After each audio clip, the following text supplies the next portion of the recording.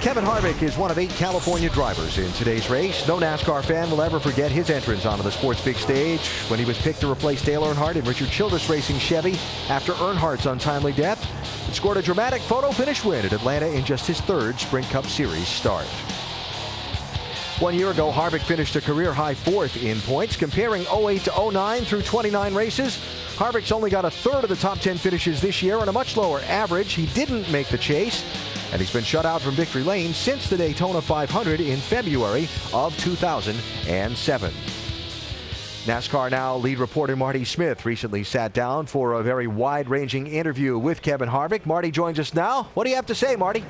Alan, when Dale Earnhardt died, his keys were tossed to young Kevin Harvick, who burst into NASCAR with a heavy right foot and a razor blade tongue. Harvick didn't want those keys. He'd always forged his own path, and here he was charged with the impossible: replace the sport's heartbeat.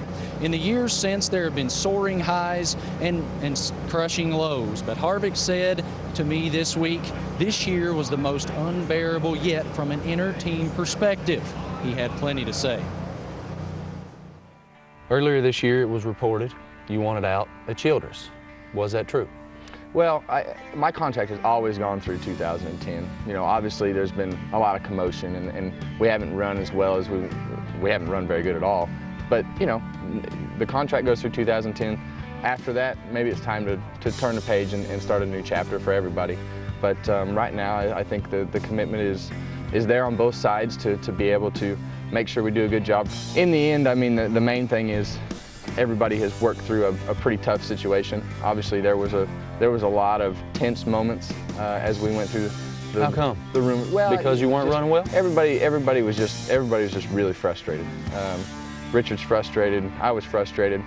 When you get to those points, you go through stages. In the beginning, you understand. In the middle, you get frustrated, and in the end, you just become mad. And everybody just became mad at the end of it because, you know, we've won a lot of races as partners, Richard and myself and RCR as a whole. That's the only thing that misses out of that trophy case in there is that cup trophy, and that's what it's all about. Did it ever get to the point this year when all the rumors were swirling that you actually went to Richard and said, man, we got to do something else? Did you ever ask out? I mean, we had that conversation for sure, if that was the best thing for both sides, and in the end, I think everybody agreed, you know, that wasn't what was best for all parties involved. It wasn't what was best for me, and it wasn't what was best for Richard, and it wasn't the best thing for our sponsors. You're happy, Harvick. That's your public persona, always grinning. How happy have you been this year? I'm not very happy, but you know, as bad as the Cup side has been, it's been so good on the nationwide and truck side. That's kind of kept me sane, I guess you could say, because you still get a taste of winning from that particular side of it. I think if it wasn't for the nationwide and truck side of it this year, it would have been a lot worse. Tired of listening to your excuses, Richard. You get paid to drive it, drive it. Having your car as fast as it'll go.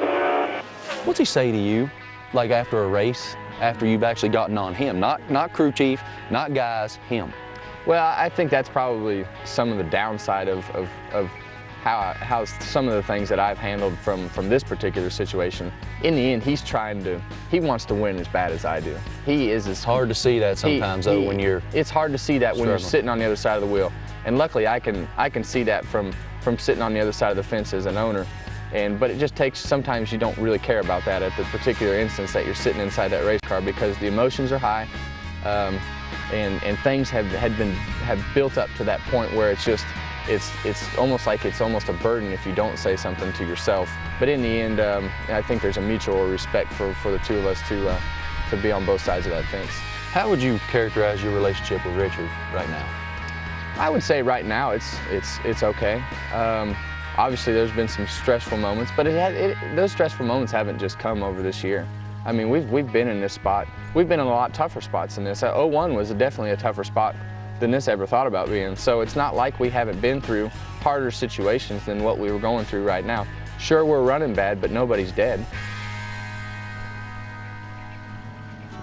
Yeah, that's a good point. There has to be a level of respect there that is impenetrable, that you can never forget about. Right. Well, I think in the end, he's still going to be that guy who gave me that opportunity to go out and be a part of the sport and be able to win races and be competitive and be on the racetrack with everybody. How ruthless is it to know that, okay, this is where I started, this is where I've done everything, but in this business, I have to worry about me at the end of the day. Because the way that the entire industry is set up, that's how it's set up. You're only here a minute. Yeah. Well, that's the hardest part. You know, when you decide to, you even talk about trying to make a decision or, you know, to change something, the hardest part is not have ever done anything different. So the only thing you know is welcome North Carolina. The only thing you know is, you know, where you live now and where your shop's at and where the things have gone. So that's hard because sometimes the grass isn't always greener on the other side. What could the organization do to give them the best shot to get you back into 29? Well, I don't even know that it's really about that. I think it's more about, you know, sometimes when you get to the end of the book, you just shut the page and you go, man, that was really good.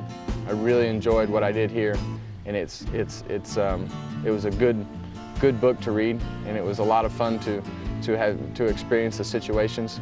But sometimes it's just best for everybody involved to just say, all right, I'm going to read another book. Just after that comment, I said to Harvick, you sound like a guy to me that's ready to read that next book. And he said, right now we're not ready to do anything except for focus on this 29. He has reiterated to me since that morale has improved tremendously of late. I did say, though, are you going to go somewhere else? And he said, right now we're focused on the 29, and what happens is meant to be. Take that how you will, Alan. Marty, if Harvick has made up his mind to leave the Childress team at the end of 2010, that leaves a season and a quarter of lame duck racing. How do they get through that?